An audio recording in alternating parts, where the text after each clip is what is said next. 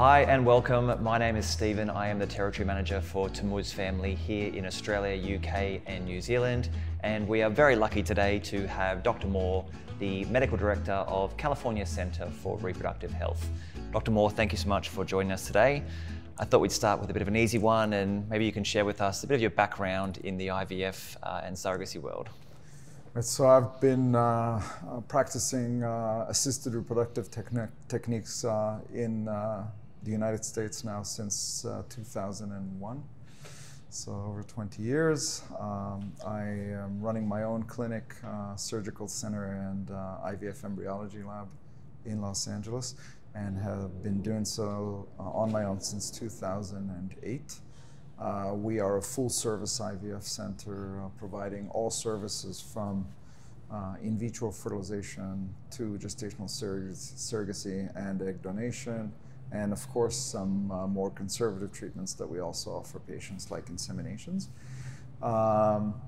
And we have been lucky enough to provide services to the greater Los Angeles area and now a growing international community over the past years. Great. You mentioned part of that process is egg donors. So egg donors coming to the clinic to donate their eggs. How do these women become interested in this, and what do you look for in an egg donor? Right, so egg donors can be known egg donors that are doing this for altruistic reasons because they are helping a family member. They are called directed or known egg donors, and there are egg donors that are recruited and are doing this for altruistic reasons as well, but mainly for monetary compensation.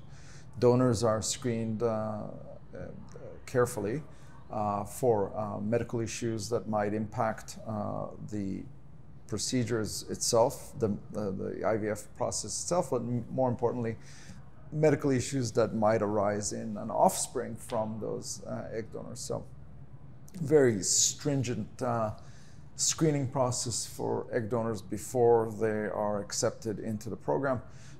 Some of the screening, aside from a full medical health screening, also includes the health of the eggs and the quantity of the eggs in order to make the process as efficient as possible for egg donors and for intended parents who are going to be using eggs from that particular egg donor. We'd like to make that IVF cycle as efficient and successful as possible. And the donor is screened as part of her general screening with regards to egg health and egg number as well. Great.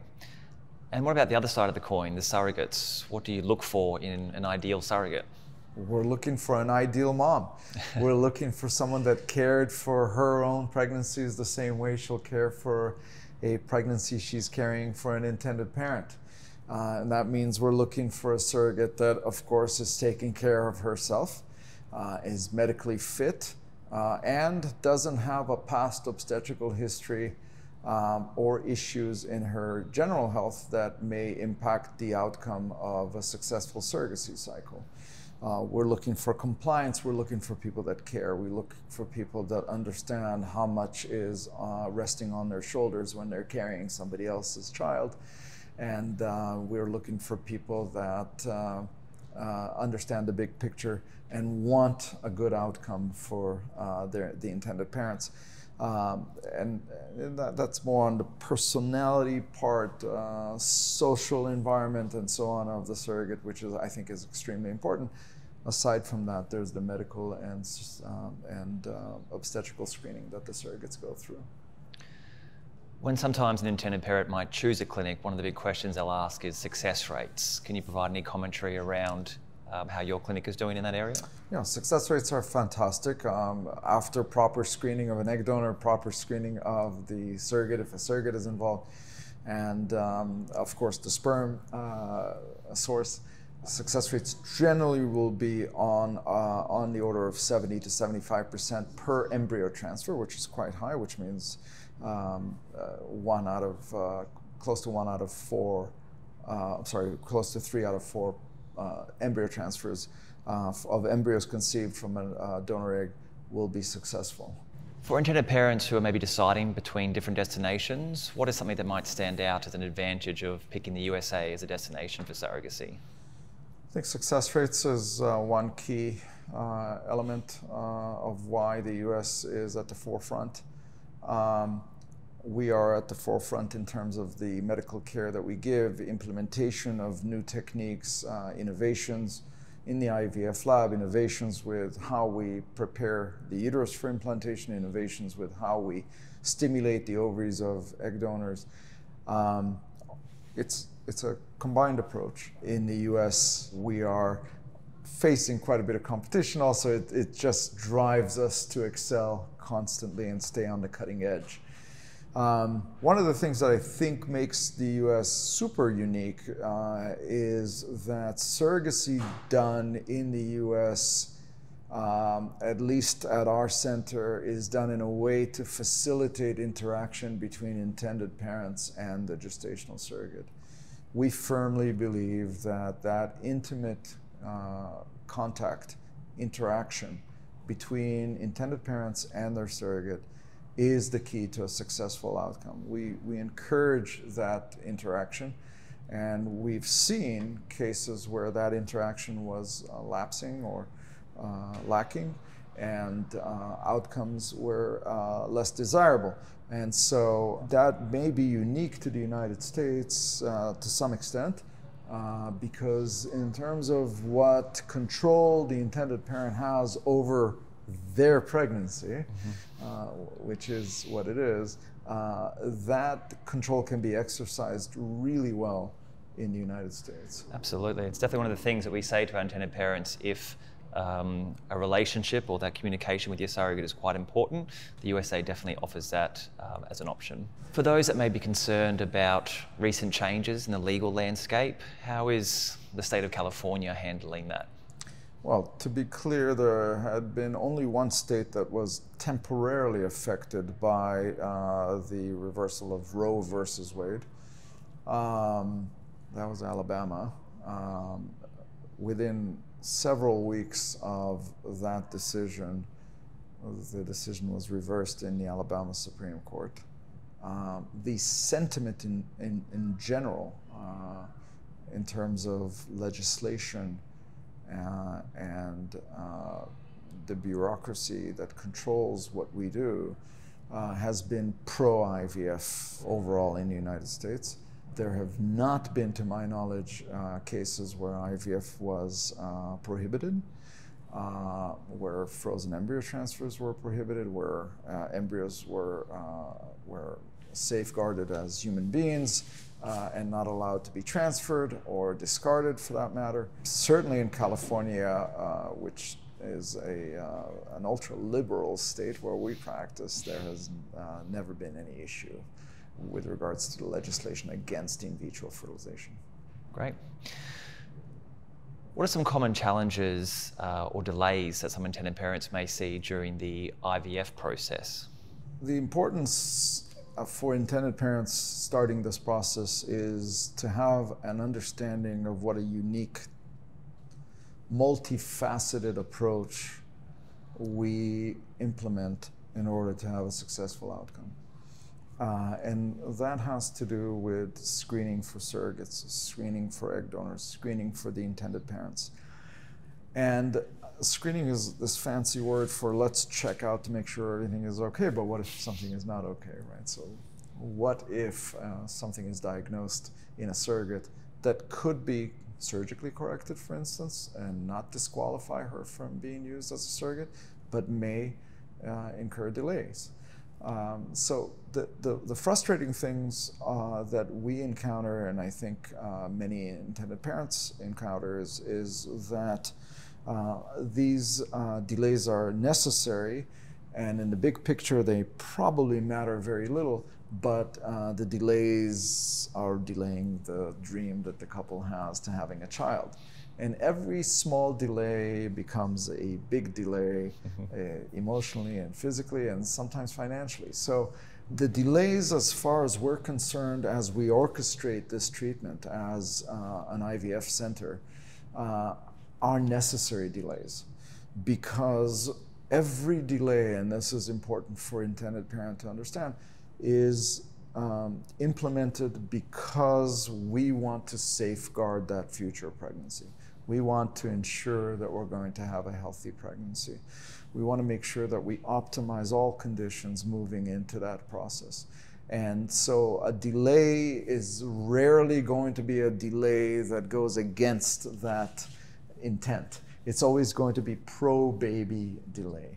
And I think if you understand that and how involved and complex the process is and how many different facets there are to this process, I think most intended parents would understand that the delays can be lived with, that they can be handled, and that they're necessary. Sometimes even when all the checks are done and everything seems optimal for that embryo transfer, we may not have a successful embryo transfer. In those kind of scenarios, does the surrogate get disqualified from that point on, or does she get another chance? Well, so just as we did in the screening process leading up to that transfer and okaying and green lighting that transfer, if that transfer failed, we now have to really evaluate in a very comprehensive manner every single aspect of the treatment that may or may not have led to that failed transfer. And again, it's a reevaluation of the surrogate. It's a reevaluation of how compliant she was during the process. It's a reevaluation of the frozen embryo transfer that led to that, the protocol that was used on our end to stimulate and prepare the uterus for implantation. It's a reevaluation if the embryo quality wasn't fantastic on how we created those embryos in the first place. What is the likelihood that the next embryo that was conceived from that very same egg donation cycle, for instance, will achieve or result in the same negative result? It's a reevaluation that goes back to the intended parent, and it's a reevaluation that goes back to the egg donor as well. So it's a very comprehensive approach, and there are items that can be managed, and there are items that cannot be managed, which means that we occasionally would look at a failed transfer and say, well, you know what, I don't really see where I need to change or should change anything. We know success rates on a cumulative level will increase by embryo-embryo transfer, and they reach somewhere around 92-93% for an egg donation and gestational surrogacy cycle by the third transfer. We're not interested in getting to that third transfer if we can avoid it and achieve a pregnancy with the first transfer, which is why we stop, take a breath, and evaluate things. But there are oftentimes no reasons to change anything, and rest assured to your patients, your intended parents, that that success rates will increase by the next transfer. Are there any new advancements in technology or advancements in processes that we may see increases to success rates or success overall in the surrogacy journey? The latest exciting advancement appears to be in the field of artificial intelligence. I almost said artificial insemination, AI. Same two letters. But we are evaluating now how big of an asset AI may or may not be for the IVF lab. I think it will be, and I think most IVF labs eventually will incorporate artificial intelligence into how we monitor the progress of, well, let's back up, how we evaluate eggs. AI can be used at that level to determine which eggs really should be most suitable for fertilization. And then the embryos that result, and how do we evaluate embryos, the development of the embryos beyond pre-implantation genetic testing in the chromosomal makeup of the embryo. Are there other markers that AI can contribute to in the development of that embryo that can tell me that embryo number 1, which is chromosomally normal, may have an advantage over embryo number 3, which is also chromosomally normal and graded equally in terms of achieving a live birth after the first transfer. So the field is I believe it's in its infancy. Most of the developments are happening at the level of the IVF lab. There have been recent developments in the clinical manner by which we treat patients that we've implemented. Most of them have had to do with frozen embryo transfers, which we are doing more and more and more of now. But as they come, and in order to stay on the cutting edge, we incorporate these developments for the best outcomes of our patients. For intended parents that may be selecting an egg donor or going through an egg donor website, sometimes there'll be fresh egg donors and sometimes they'll be frozen. Do you advise your intended parents one way or the other? Well, there are pros and cons for using fresh versus frozen eggs. Briefly, frozen eggs have been shown to have slightly lower implantation rates, meaning embryos conceived from frozen eggs may have slightly lower implantation rates than embryos conceived from fresh eggs. But on the other hand, the availability of frozen eggs is excellent. It's rapid. And it's slightly more affordable compared to a fresh egg donation cycle. So for each couple, I think the decision between frozen and fresh eggs is an individual decision. For instance, a couple may choose to go with fresh egg donation because the average egg donor will produce 20 or 25 eggs and plenty of embryos resulting from that for an entire family, really, for family building. Some couples may only be interested in a single child, and maybe for them, the thawing or the purchase and thawing of 6 or 7 eggs is more than enough to achieve their dream. So I think it's an individual decision. I think patients need to be counseled about the pros and cons of each of these treatments and then make an educated decision about it.